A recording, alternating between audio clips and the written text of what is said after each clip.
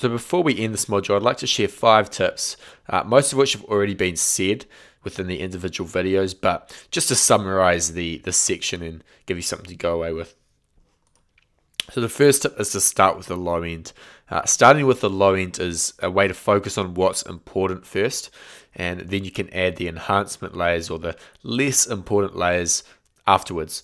So your sub and kick, they need to work up front, they need to work straight away, which is why it's typically a good idea to start with either your sub bass or your main low mid bass. If you recall the first bass video where we made that modern kind of bass sound with 4 different layers, I started with that main bass, which by itself was a very simple sound, and then I added layers on top of that to define it and give it its own characteristics. So it's good to start with that main bass, that low bass, and then move up to the mid and high end layers. And you might find actually that working from the top downwards is a lot more difficult and messy. Tip number 2, use percussion to change things up, and we've already sort of done this in the modern bass video, the first one. I had a percussion sound in there that completely changed the whole sound of the bass line.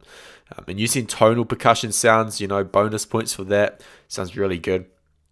But you can use toms, you can use all that kind of stuff just to add a different characteristic and a bit of interest to your bass line.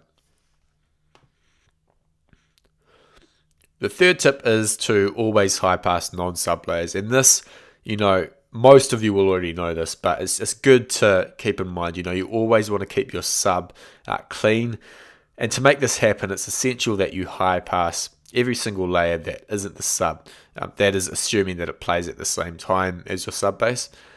And doing this will get rid of 90% of the problems that come with bass layering, because as soon as you muddy up your sub, your low end just loses its definition, loses its punch, and you're in a hole that you can't dig yourself out of.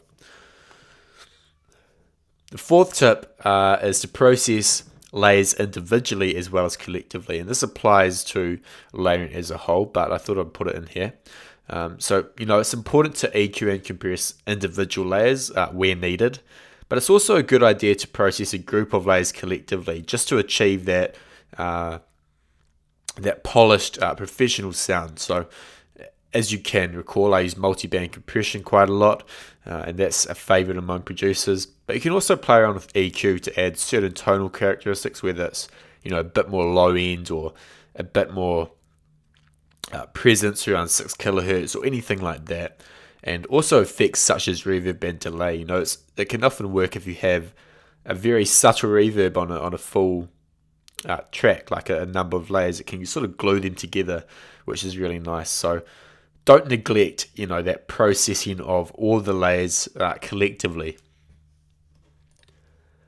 And the fifth and final tip before we move on to the next video is to use different patterns and accents. Now, if you recall the uplifting bassline video, there were a few different patterns going on there. There were the main uplifting groove, which was the 2-octave